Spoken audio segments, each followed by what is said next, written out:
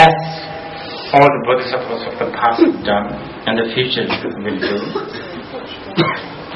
So this is what we call not Jingbo, it's of the middle type of the bodhisattvas. This is what they generally try to counter this laziness of condemning oneself.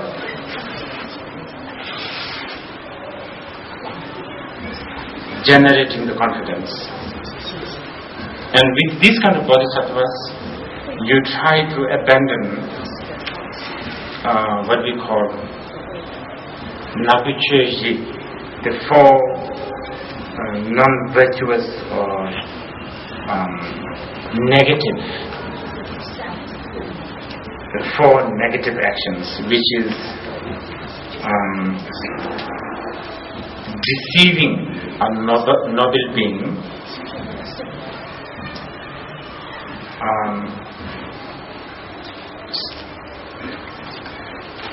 scandalizing or saying nasty things to the bodhisattvas, some other bodhisattvas, and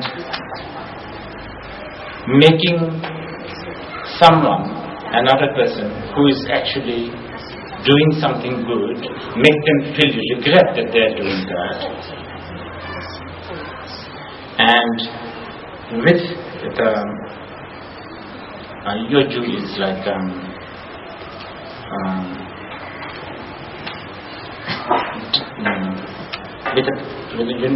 with a deception in our mind, we basically deceive sentient beings. This is what a bodhisattva must try to refrain, and then on top of that apply what we call four kalpicheji, which is four rightful practice of the bodhisattva, which is basically not lying, letting sentient beings, or monitoring or letting or gearing or luring sentient beings into the Mahayana path, making sentient beings, encouraging sentient beings to take the bodhisattva vow or generate the bodhicitta, and praising and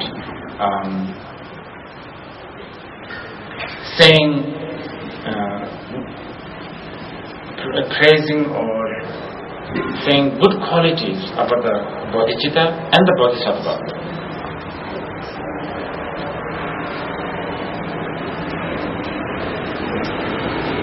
These are what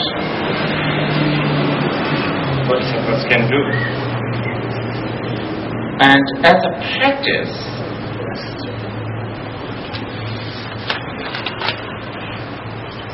of application bodhicitta, one of the most practical things that we can do, there are many things, but one of the most practical things that we can do as a practice of application bodhicitta is what we call yana dunga, which is the 7 limbs prayers or supplication, or 7 limbs. We call it 7 limbs. Well, some of you might have to help me, I might not remember all of this. Prostration, offering prostration, which is basically to counter your pride, your ego. So, whether you do it physically or whether you are visualizing, even thinking like your body into millions, and then prostrating to the Buddha and Bodhisattva, and then making offerings, whether it's a real substance like a lamp offerings of water or incense, or imagined offering substance. And this is also very good because it's directly countering attachment or miserliness. Shakwa, the confession or exposition of one's own misdeed.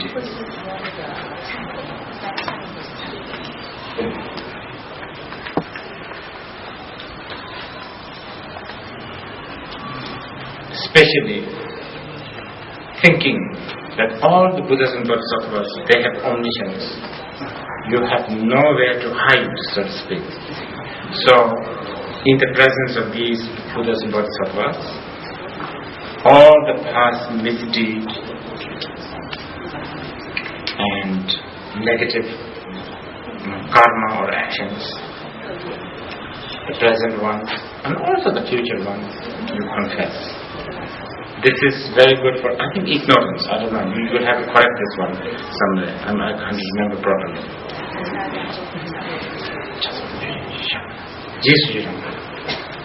Then rejoicing. Now this is a very good one. Rejoicing.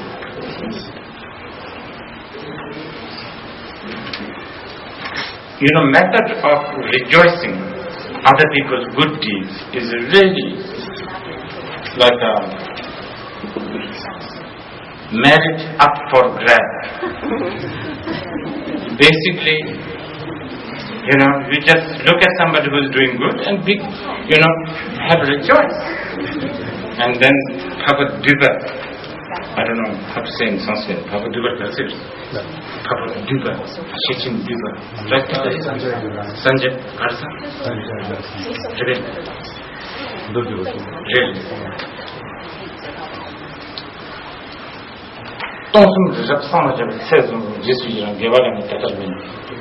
Buddha said, even if you cut all the mountains and put it in one scale, and merit of rejoicing somebody's good deed, if you put on the other scale, if you scale them, the merit of the rejoice is bigger. Buddha himself said that.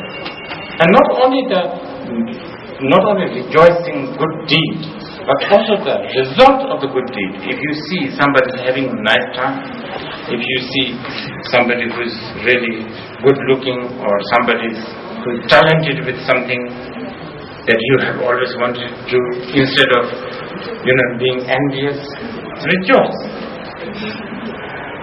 And this is really one of the easiest way of accumulating merit. And one of the biggest problems that we have is jealousy, isn't it?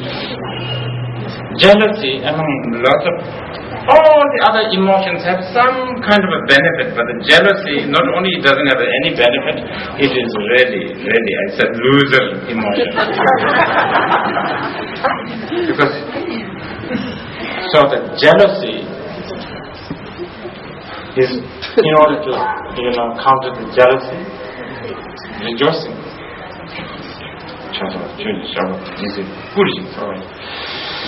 Then requesting the Buddhas and Bodhisattvas to turn the wheel of the Dharma, teach, asking them to teach.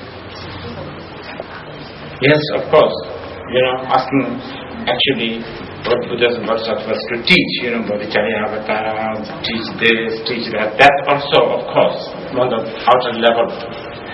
But we are not only talking about, teach in the form of verbal. Some people may think, there's no Buddhas and Bodhisattvas to ask. How are they going to teach? It's really important to really pray and supplicate to them, please turn the wheel of the Dharma. I think this is one of the greatest way of accumulating the merit. By doing so, for instance, if you do this, church please turn the wheel of the Dharma, again and again and again. Next day, you read a book, Dharma book, and you would understand something that you never understood before. That is the effect of this kind of turning the wheel of the Dharma. Asking to turn the wheel of the Dharma, or anything like that. Right now, so many things happening in front of us which can be interpreted as a teaching, but we just cannot, because we don't have that merit. So asking to turn the wheel of the Dharma, very, very important. I think it is to counter ignorance. This one, please refer to some campus or text or something like that. I think it is to counter ignorance. And then we have asking Buddhas and Bodhisattvas to remain in samsara. Remain, asking them to live long. I guess that live long is maybe the way we put it, but asking them to remain. Now this, again, very, very important. The reason why it's so important is because it actually counters lokta, wrong view. Now, this is a big subject.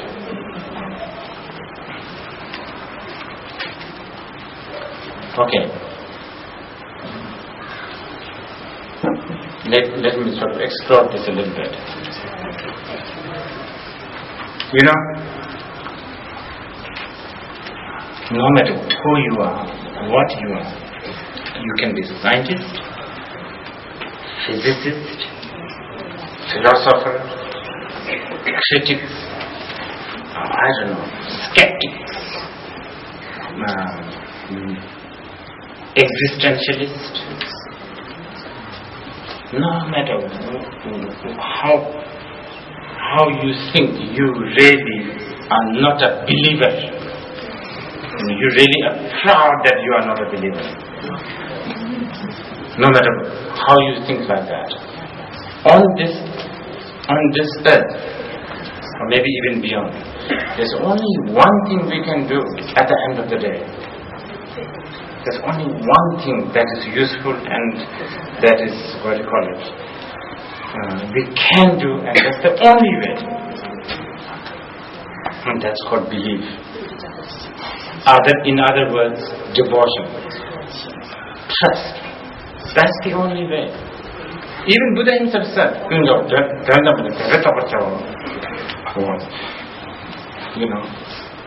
ultimate truth can only be understood by devotion.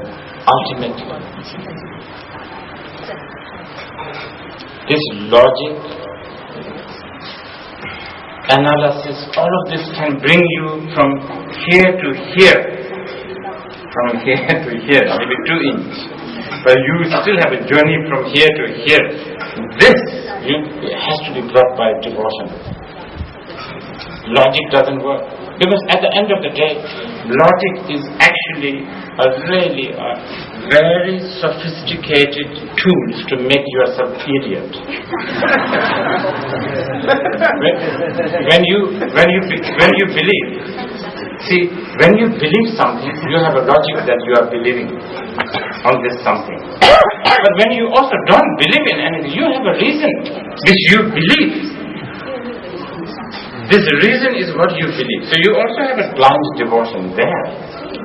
So actually, there's only one thing that you can do. No matter even going to the toilet. I think I gave this example long time ago. You can have a doubt. Is this really let's say you are a woman and then you go to the toilet and there's a female sign there. You can, in front of it, you really need to go to the toilet, right? And you are right in front of the toilet, and you can invoke a doubt. Is this really woman's toilet? Maybe it's not. Maybe it's men's toilet. Maybe somebody put it wrongly. Maybe the W and M got upside down.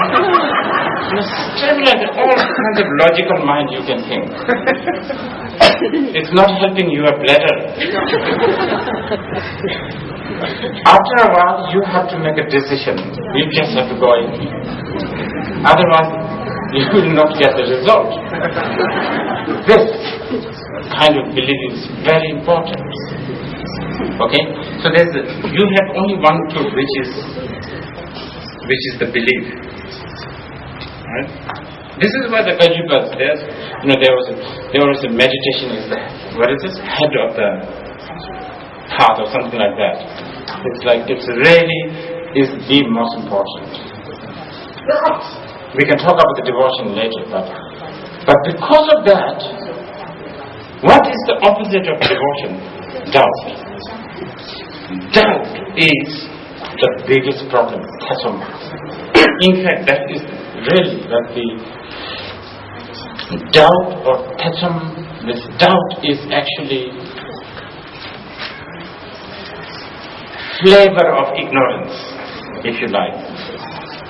It is, salt has a shape and it has a flavor. And when we say salt, immediately we are referring to the flavor, not its shape, right? Salty, Not so much, we don't really care whether it looks like a brown salt or, pink salt or anything like that. We refer this to flavor. Likewise, actually ignorance is something to do with the doubt. The doubt comes from many things. Okay, so, yes, bodhicitta makes sense, logically makes sense, dependent arising makes sense, logically, all of this makes sense.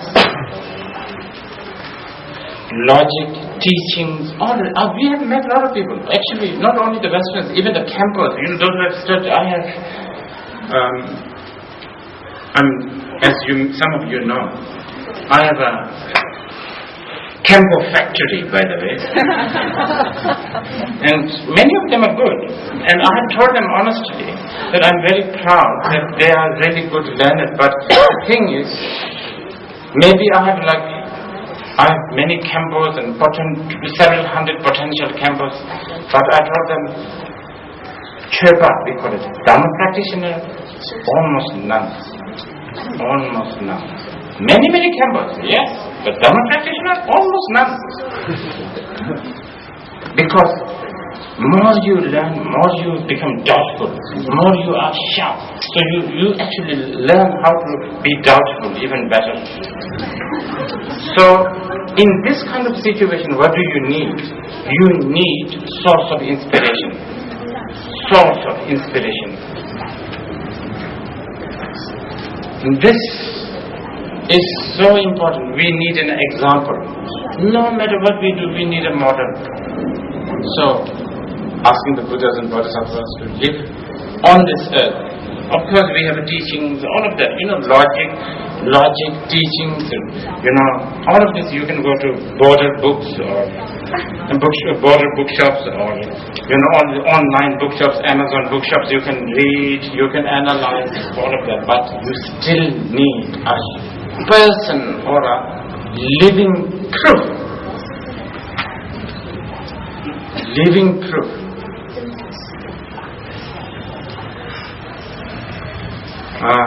That really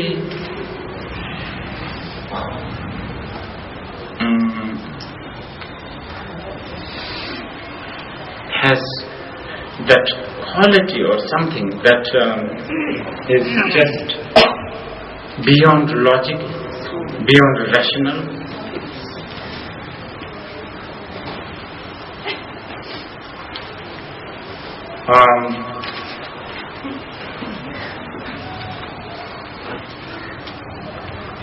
I'll share you an insight. Oh, we should take a break.